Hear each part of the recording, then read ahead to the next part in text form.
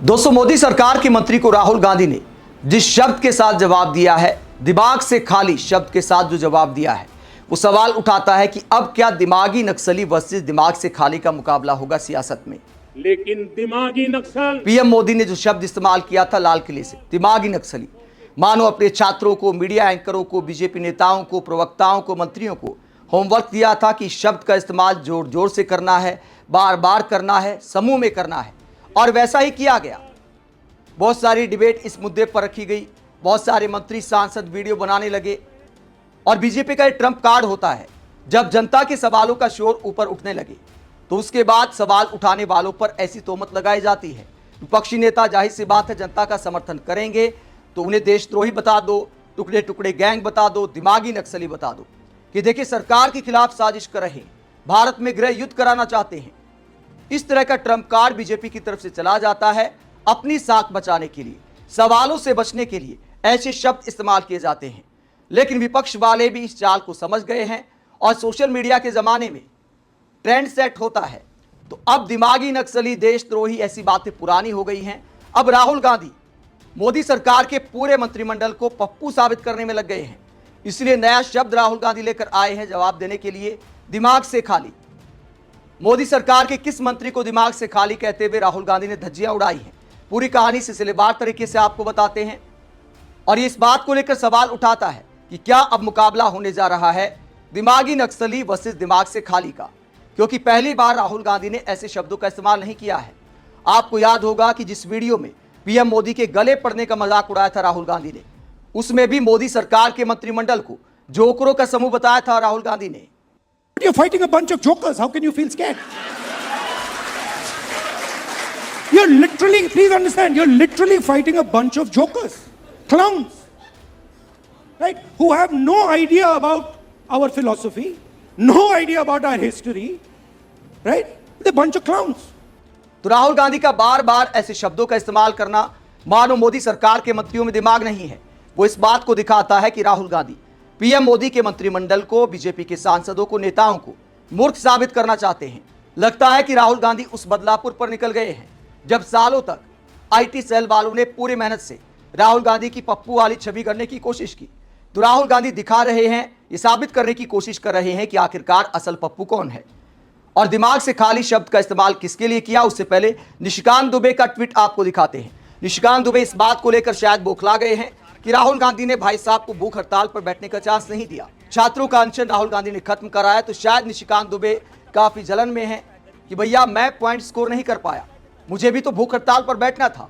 भाई साहब ने ऐलान किया था कि 13 अगस्त तक अगर मांगे नहीं मानी जाती हैं तो मैं भूख हड़ताल पर बैठ जाऊंगा। तो निशिकांत दुबे के पास पर्याप्त टाइम था भूख हड़ताल पर बैठने का।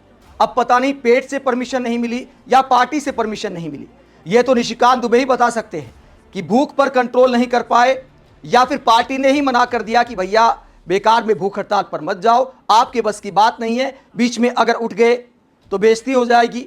तो क्या पार्टी ने रोका है? निशिकांत दुबे को बताना चाहिए। लेकिन इस सवाल का जवाब देने की बजाय निशिकांत दुबे राहुल गांधी पर ही कटाक्ष करते हैं। जब राहुल गांधी छात्रों को मुबारकबाद देते हुए ये ट्वीट करते हैं कि हम आपके साथ खड़े हैं, ये खबर सुनकर खुशी हुई कि झारखंड के छात्रों की मांगे राज्य सरकार ने मान ली है। तो निशिकांत दुबे यहां पर सवाल उठाते हैं कि वसूली मास्टर कौन है। लोकसभा में भी इन्होंने बेबुनियाद आरोप लगाया था कि कांग्रेस हेडक्वार्टर में भी पैसा जाता है। बताइए ऐसे बातों का क्या कोई लॉजिक है? जब निशिकांत दुबे ऐसे सवाल करते तो एक आध बार कमेंट बॉक्स में चेक करना चाहिए कि आपने छात्रों के लिए आवाज उठाकर किस तरह की रेपुटेशन कमाई है, लोग आपके बारे में क्या कहते हैं। छात्र कहते हैं ये छोड़ो और पहले ये बताओ कि तुम तो 13 अगस्त से भूख हड़ताल पर बैठने वाले थे, फिर बैठे क्यों नहीं। इसके अलावा खुरपेश वाले क्या कहते हैं? खुरपेश नाम का एक मशहूर एक्स हैंडल है, ट्विटर हैंडल है, इसने भी झारखंड के छात्र आंदोलन में बड़ी भूमिका निभाई है, छात्रों का मनोबल बढ़ाने के लिए, इसके अलावा वहां पर राशन पानी के इंतजाम के लिए तो छात्रों की काफी मदद की है खुरपेश वालों ने, इनकी तारीफ भी बनती है। तो खुरपेश वाले क्या सुनाते हैं? खुरपेश वाले सुनाते हैं ब्रो का नाम निशिकांत दुबे है, ब्रो भाजपा से लोकसभा सांसद है, ब्रो झारखंड से आता है और गोड्डा लोकसभा क्षेत्र है, ब्रो बहुत लंबी लंबी बातें करता है लेकिन पूरी कभी नहीं कर पाता, ब्रो आरोप लगाने में और प्रूफ ना कर पाने में उस्ताद है, ब्रो नेताओं पर तरह तरह की कमेंट्री करता है लेकिन खुद से कोई पूछ ले तो ब्लॉक करके भाग जाता है। झारखंड में बच्चे 20 दिन से आंदोलन कर रहे हैं। ब्रो से जब मीडिया वालों ने पूछा तो ब्रो तमतमा गया और बोला कि अगर 13 तारीख तक मांगे नहीं मानी गई तो मेंशन पर बैठूंगा। 13 तारीख निकल गई, ब्रो गायब रहा। अब ब्रो का नया बयान आया है कि 19 तारीख को पहुंचेगा। ब्रो भी अजीब है ना।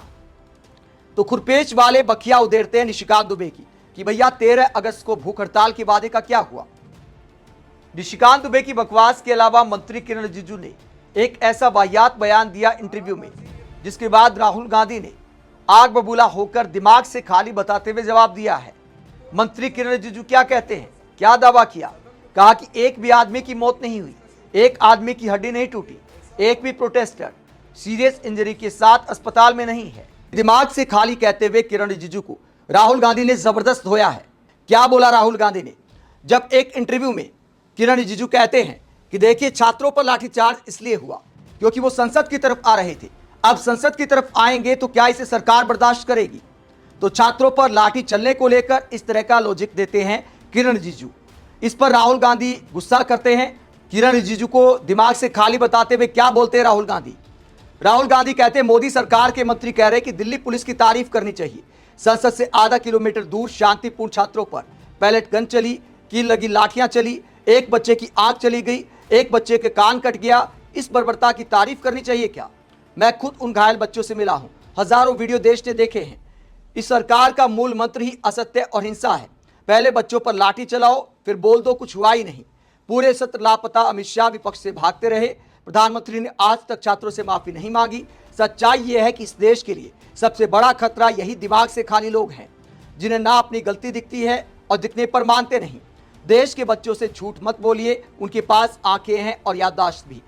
तो दिमाग से खाली शब्द का इस्तेमाल करते हुए राहुल गांधी एक बार फिर ये दिखाने की कोशिश करते हैं कि मोदी सरकार के पास, उनके मंत्रियों के पास देश के छात्रों के लिए कोई विजन नहीं है, कोई संवेदना नहीं है कि छात्रों पर लाठीचार्ज होता है और इस तरह के बयान दिए जाते हैं।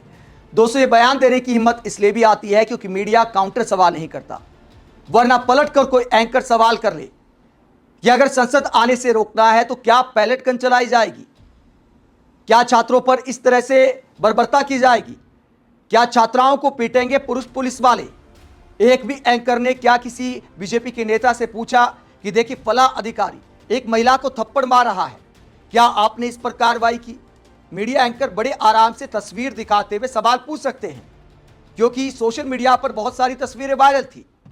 क्या किसी मीडिया एंकर ने राहुल गांधी ने जो फोटो दिखाई थी प्रेस कॉन्फ्रेंस में, एक युवा पर पैलेट गन का इस्तेमाल होता है, उसके सबूत पब्लिक डोमेन में है, तो पैलेट गन चलाने का आदेश किसने दिया? अगर संसद आने से भी रोकना था तो हल्के बल प्रयोग का इस्तेमाल हो सकता था, लेकिन पैलेट गन का इस्तेमाल कैसे किया गया? किस अधिकारी पर इस मामले में कार्रवाई की गई? अगर ऊपर से आदेश के बिना ऐसे किया गया है तो जवाबदेही आखिरकार किसकी तय की गई? ये बिल्कुल जायज सवाल हैं। इन्हीं सवालों को लेकर अमित शाह को संसद में घेरा गया। इन्हीं सवालों को लेकर संसद की कार्यवाही लगातार ठप हुई, लेकिन मोदी सरकार से एक भी तार्किक जवाब सामने नहीं आया और एक भी तार्किक सवाल हमारे मीडिया एंकरों ने नहीं उठाया। अगर एक आध सवाल पूछा भी गया तो सवाल पूछकर छोड़ दिया गया कि मंत्री उस प्लेटफॉर्म का इस्तेमाल करके अपने मन मुताबिक, सहूलियत के मुताबिक जवाब दे सकते हैं। मीडिया काउंटर सवाल नहीं करेगा। तो इस देश में मीडिया प्लस बीजेपी का, मीडिया प्लस सत्ता का यही गठबंधन चल रहा है, जहां नैरेटिव गढ़े जाते हैं, नैरेटिव को आगे बढ़ाया जाता है और सरकार के सुरक्षा कवच के तौर पर मीडिया काम करता है। आप इस पूरे मुद्दे को लेकर क्या सोचते हैं? राहुल गांधी जिस तरह दिमाग से खाली शब्द का इस्तेमाल करते हुए बार बार पीएम मोदी के मंत्रिमंडल को दिमाग से खाली साबित करने पर तुल गए हैं, इस रणनीति को लेकर आप क्या सोचते हैं? कमेंट बॉक्स में अपनी राय जरूर दें। साथ ही चैनल को सब्सक्राइब भी करें। नमस्कार।